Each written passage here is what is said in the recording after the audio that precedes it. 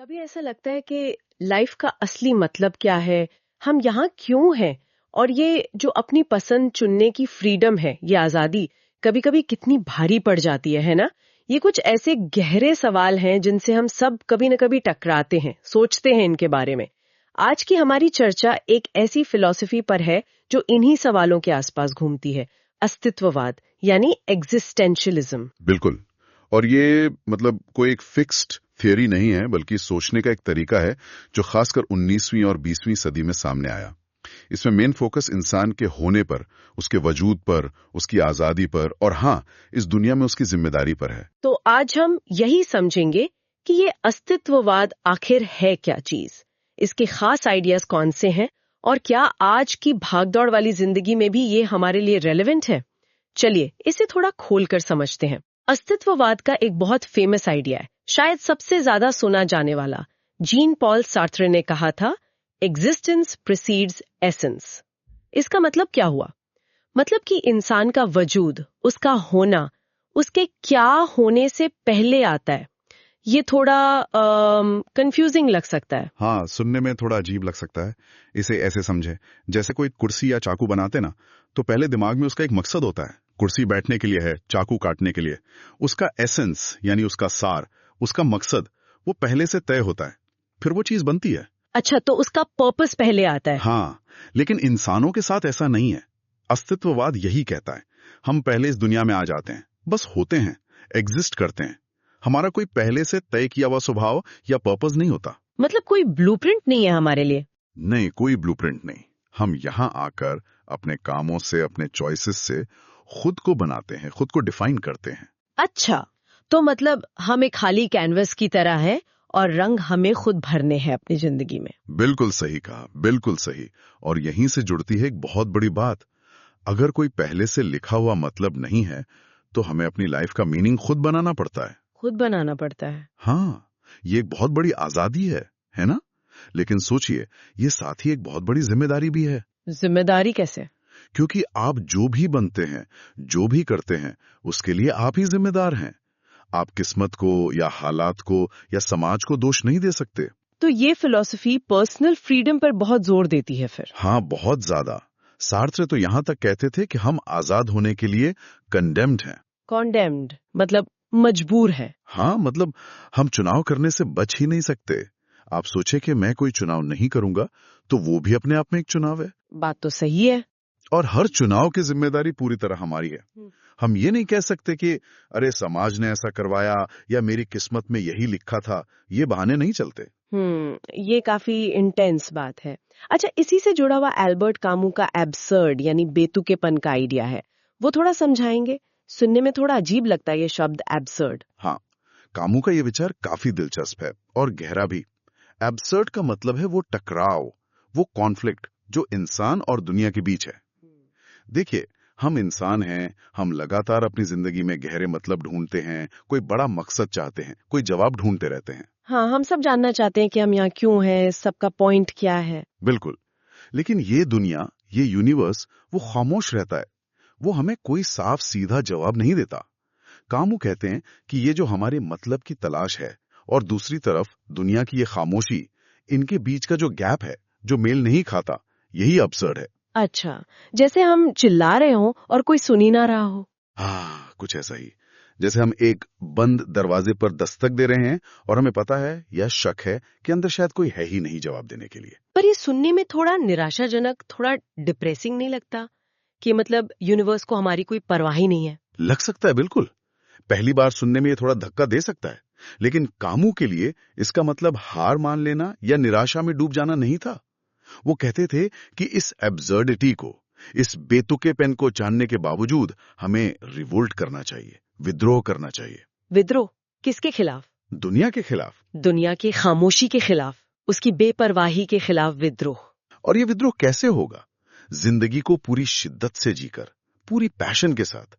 भले ही कोई बना बनाया मतलब ना मिले, जीने का वो संघर्ष, वो अनुभव, वो पैशन ही अपने आप में एक मतलब बन जाता है। अच्छा। उन्होंने सिसिफस का मिथक इस्तेमाल किया इसके लिए।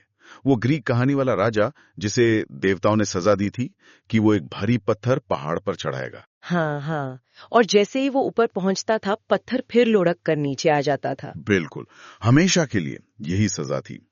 क्यामू कहते हैं कि हमें सिसिफस को खुश इमेजिन करना चाहिए। क्यों? क्योंकि सिसिफस ने अपनी किस्मत की बेतुकी सजा को समझ लिया, उसे स्वीकार कर लिया और फिर भी अपना काम करता रहा। उस संघर्ष में उसकी जीत थी, उसकी गरिमा थी। वाह, मतलब बेमतलब होने को जानकर भी जीना और उसी जीने में अपना मतलब ढूंढ लेना, ये तो कमाल का नजरिया है। अच्छा, एक और शब्द जो बार बार आता है अस्तित्ववाद में, वो है ऑथेंटिसिटी, यानी प्रामाणिकता से जीना। इसका क्या मतलब है? प्रामाणिकता या ऑथेंटिसिटी का मतलब है अपने असली सेल्फ के हिसाब से जीना। वो करना जो आप सच में मानते हैं, जो आपके अंदर से आता है, ना कि वो करना जो दुनिया आपसे उम्मीद करती है, या जो सोशल प्रेशर में सही लगता है, या जो सब कर रहे हैं इसलिए आप भी कर रहे हैं। जैसे आजकल सोशल मीडिया पे हम देखते हैं, सब लोग अपनी कितनी परफेक्ट लाइफ दिखाते हैं, तो हमें भी शायद लगने लगता है कि हमें वैसा ही दिखना चाहिए या वैसा ही बनना चाहिए। बिल्कुल, ये एक बहुत अच्छा उदाहरण है आज के जमाने का। मार्टिन हाइडेगर जैसे विचारकों ने इसे अप्रामाणिक जीवन कहा। जब लोग भीड़ के साथ बहने लगते हैं, दूसरों की नकल करते हैं, समाज क्या कहेगा, लोग क्या सोचेंगे, बस यही सोचकर जीते हैं, और सबसे जरूरी, वो अपनी मौत की सच्चाई का सामना करने से बचते हैं। वो ये भूल जाते हैं कि उनका अपना एक अलग वजूद है, उनकी अपनी एक जिंदगी है जो एक दिन खत्म हो जाएगी। लेकिन क्या ये आसान है, ऑथेंटिसिटी से जीना? इतना सारा बाहरी दबाव होता है, परिवार की उम्मीदें होती हैं, करियर का प्रेशर होता है, समाज के अपने नियम कायदे होते हैं। नहीं, बिल्कुल आसान नहीं है। शायद इसीलिए ज्यादातर लोग इसे पूरी तरह अपना नहीं पाते। प्रामाणिकता कोई मंजिल नहीं है कि आप पहुंच गए और काम खत्म। ये एक लगातार चलने वाला स्ट्रगल है, एक रोज की कोशिश है अपने अंदर की आवाज सुनने की, अपने चॉइसेस की जिम्मेदारी लेने की, और कभी कभी भीड़ से अलग खड़े होने की हिम्मत दिखाने की। और जब हम ये सब करते हैं, मतलब अपनी आजादी को समझते हैं, जिम्मेदारी लेते हैं, प्रामाणिकता से जीने की कोशिश करते हैं, तो क्या ये सफर आसान होता है? मुझे लगता है इसमें काफी इमोशनल वेट भी होगा। आपने जिम्मेदारी की बात की थी। आपने बिल्कुल सही पकड़ा। अस्तित्ववाद इन मुश्किल भावनाओं को नजरअंदाज नहीं करता, बल्कि उन्हें मानता है। वो मानता है कि आजादी का एक बोझ होता है। जब हम कोई एक रास्ता चुनते हैं, तो हमें ये पता होता है कि हमने कई दूसरे रास्ते छोड़ दिए, शायद वो बेहतर होते।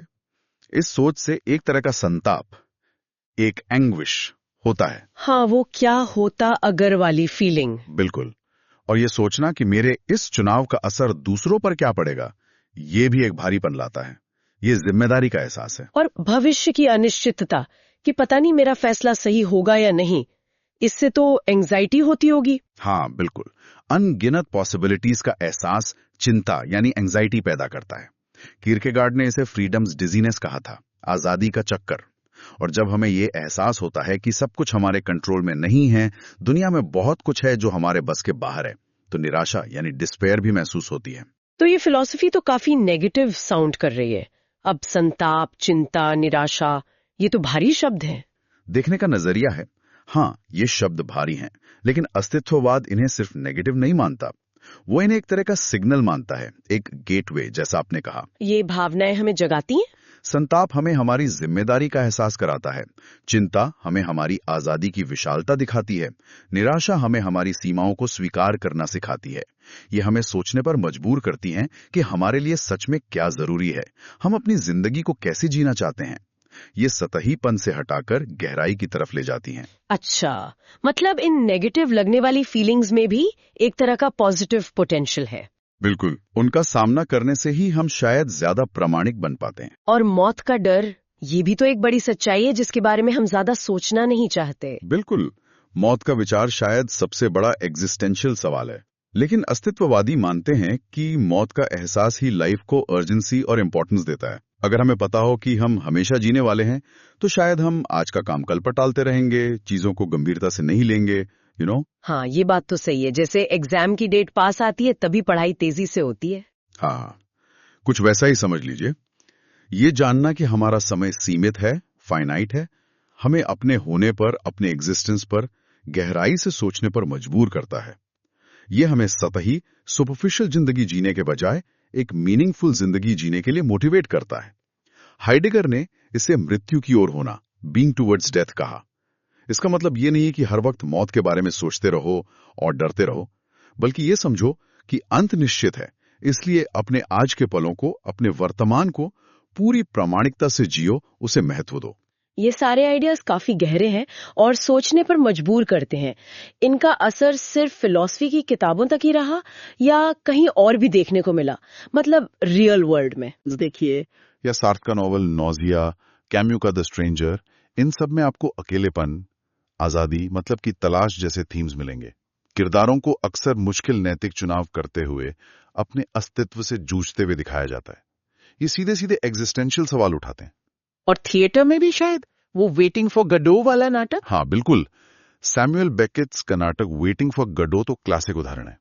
उसमें दो पात्र बस इंतजार करते रहते हैं किसी गोदो का, जो शायद आकर उनकी जिंदगी को कोई मतलब देगा, पर वो कभी नहीं आता। ये उस एग्जिस्टेंशियल बेचैनी, उस खालीपन को दिखाता है। और मैंने सुना है साइकोलॉजी पर भी इसका असर हुआ है। शायद विक्टर फ्रैंकल का नाम कुछ कनेक्शन है। हाँ, विक्टर फ्रैंकल एक बहुत महत्वपूर्ण उदाहरण है। वो खुद होलोकॉस्ट सर्वाइवर थे, कंसंट्रेशन कैंप में रहे थे। उन्होंने वहां जो अनुभव किया और देखा, उसके आधार पर उन्होंने लोगोथेरेपी या एग्जिस्टेंशियल एनालिसिस विकसित की। अपनी किताब मैन सर्च फॉर मीनिंग में उन्होंने बताया कि कैसे भयानक से भयानक मुश्किल हालात में भी, दुख और पीड़ा के बीच भी, इंसान अपने जीवन का व्यक्तिगत मतलब ढूंढ सकता है। मतलब ढूंढ सकता है? हाँ, और यही मतलब उसे जीने की ताकत देता है, सरवाइव करने में मदद करता है। ये थेरेपी आज भी लोगों को जीवन की बड़ी चुनौतियों जैसे मौत का डर, आजादी की जिम्मेदारी, अकेलापन, मतलब की कमी, इन सब से डील करने में मदद करती है। अच्छा, धर्म को लेकर क्या सोचते थे फिलोसोफर्स? क्या सब नास्तिक थे? क्योंकि अक्सर ऐसा इंप्रेशन आता है। नहीं, ऐसा बिल्कुल नहीं है। यहाँ काफी विविधता है, ये जानना जरूरी है। एक तरफ सोरेन किरकेगार्ड जैसे विचारक थे, जिन्हें अक्सर फादर ऑफ एग्जिस्टेंशियलिज्म कहा जाता है। वो बहुत धार्मिक थे, ईसाई थे। उनके लिए ईश्वर में आस्था यानी फेथ, वो तर्क या रीजन से परे थी। वो एक जरूरी पर्सनल लीप ऑफ फेथ थी, जो जीवन की निराशा और एब्सर्डिटी से उभरने के लिए जरूरी थी। अच्छा, तो धार्मिक अस्तित्ववादी भी थे। और दूसरी तरफ फ्रेडरिक नीत्शे थे, जिन्होंने कहा गॉड इज डेड। उनका मतलब ये नहीं था कि सचमुच कोई भगवान मर गया, बल्कि ये कि पारंपरिक धर्म और नैतिकता का जो आधार था, वो मॉडर्न इंसान के लिए अब मायने नहीं रखता, वो टूट चुका है। नीत्शे, सार्त्र, कामू जैसे विचारक ज्यादातर एथीइज्म या नास्तिकता या एग्नोस्टिसिज्म या अज्ञेयवाद की तरफ झुके। उनका मानना था कि धर्म अक्सर इंसान की आजादी और खुद को बनाने की प्रक्रिया में रुकावट डालता है। क्यों? क्योंकि वो पहले से बने बनाए जवाब और नियम देता है, जिससे व्यक्ति अपनी जिम्मेदारी से बच सकता है।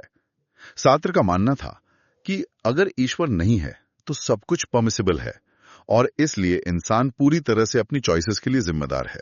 तो मतलब आप आस्तिक हो या नास्तिक, अस्तित्ववाद के सवाल फिर भी रेलेवेंट हो सकते हैं। ये धर्म के होने या ना होने से परे है। बिल्कुल, ये किसी खास धार्मिक या अधार्मिक नजरिए को थोपता नहीं है। ये जीवन के बुनियादी सवालों से जूझने का एक तरीका है, चाहे आपका जवाब ईश्वर में मिले या इंसान की अपनी ताकत में या कहीं और।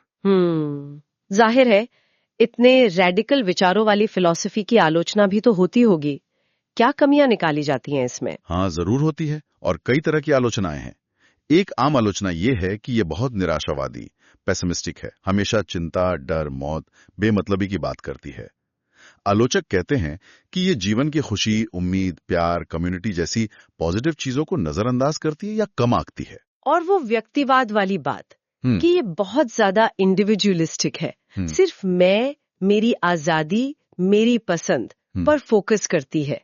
समाज का क्या, हमारी सोशल जिम्मेदारियां। हाँ, ये भी एक अहम क्रिटिक है। कुछ लोग मानते हैं कि ये समाज, संस्कृति, आर्थिक हालात जैसी बाहरी ताकतों के असर को कम आंकती है, जबकि असलियत में ये चीजें हमारी चॉइसेस और जिंदगी को बहुत हद तक शेप करती हैं। ये भी कहा जाता है कि इसमें कोई एक सिस्टमैटिक ढांचा नहीं है, कोई क्लियर मेथोडोलॉजी नहीं है। ये बिखरे हुए विचारों का एक समूह ज्यादा लगता है। तो इन क्रिटिसिज्म्स का क्या जवाब है? अस्तित्ववादी क्या कहते हैं? अस्तित्ववादी विचारक या उनके समर्थक शायद ये कहेंगे कि जीवन की मुश्किल सच्चाइयों जैसे चिंता, मौत, जिम्मेदारी को स्वीकार करना निराशावाद नहीं बल्कि यथार्थवाद है। इन सच्चाइयों का सामना करके ही हम एक सच्ची और मीनिंगफुल लाइफ जी सकते हैं, भाग कर नहीं।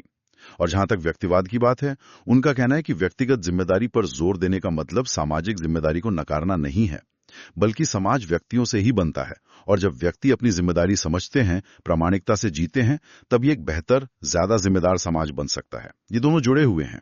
तो कुल मिलाकर अगर हम आज की दुनिया को देखें जहां इतनी अनिश्चितता है, इतनी तेजी से सब बदल रहा है, आइडेंटिटी को लेके कंफ्यूजन है, करियर का प्रेशर है, मेंटल हेल्थ चैलेंजेस बढ़ रहे हैं, क्या ये पुरानी फिलॉसफीज हमारे कुछ काम आ सकती हैं?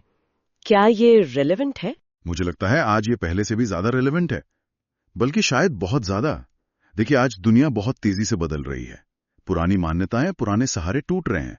टेक्नोलॉजी जीवन को हर पल बदल रही है। ऐसे में लोग अक्सर खोया हुआ महसूस करते हैं। पूछते हैं, मैं कौन हूं? मुझे क्या करना चाहिए? मेरी जिंदगी का मकसद क्या है? कहां से मिलेगा ये मकसद? हाँ, ये सारे सवाल तो वही हैं जिनसे अस्तित्ववाद डील करता है। बिल्कुल वही। बिल्कुल। अस्तित्ववाद हमें याद दिलाता है कि इस सारी अनिश्चितता के बीच भी चॉइस हमारे हाथ में है। जिम्मेदारी हमारी है। करियर चुनना हो, रिश्ते निभाने हो या बस रोजमर्रा की जिंदगी जीनी हो, ये फिलॉसफी हमें अपनी आजादी को अपनाने, बाहरी दबावों के बजाय अपने अंदर की आवाज सुनने की कोशिश करने और अपने फैसलों की जिम्मेदारी लेने के लिए एंकरेज करती है। ये हमें सिखाती है कि दुनिया भले ही हमें तैयार जवाब ना दे, हम अपने एक्शंस से, अपनी पसंद से अपना मतलब खुद बना सकते हैं। तो ये एक तरह से एम्पावरिंग भी है। हाँ, बहुत एम्पावरिंग है। मुश्किल हालात में भी, दुख में भी अर्थ खोजने की ये बात, जैसा विक्टर फ्रैंकल ने कहा, ये मानसिक स्वास्थ्य के लिए भी बहुत पावरफुल हो सकती है। ये हमें पैसिव विक्टिम बनने से रोकती है। तो सार ये है कि अस्तित्ववाद हमें कोई आसान जवाब या कोई रेडीमेड सॉल्यूशंस नहीं देता है ना? कोई फॉर्मूला नहीं है, बल्कि ये हमें लाइफ के सबसे फंडामेंटल पहलुओं पर गहराई से सोचने के लिए मजबूर करता है। Freedom, choice, responsibility, meaning. ये एक तरह से हमें आईना दिखाता है और पूछता है, तुम कौन हो? तुम क्या बनना चाहते हो? और तुम अपनी इस कीमती, सीमित जिंदगी का क्या करोगे? ये हमें हमारी आजादी को पहचानने, बेमतलबी का सामना करने और मुश्किलों के बावजूद प्रामाणिकता से जीने का हौसला देता है। बिल्कुल सही कहा आपने। और जाते जाते एक सवाल शायद हम अपने सुनने वालों के लिए छोड़ सकते हैं सोचने के लिए। अगर ये सच है कि हम अपना अर्थ खुद बनाते हैं, कोई पहले से लिखी हुई स्क्रिप्ट नहीं है, तो इसकी न सिर्फ अपने लिए बल्कि उस दुनिया के लिए जिसे हम सब मिलकर अपने चुनावों से बनाते हैं, उसके लिए हम पर क्या जिम्मेदारी बनती है? हमारे हर चुनाव का असर सिर्फ हम पर नहीं बल्कि दूसरों पर और आने वाले समय पर भी पड़ता है। इस बारे में सोचिएगा जरूर।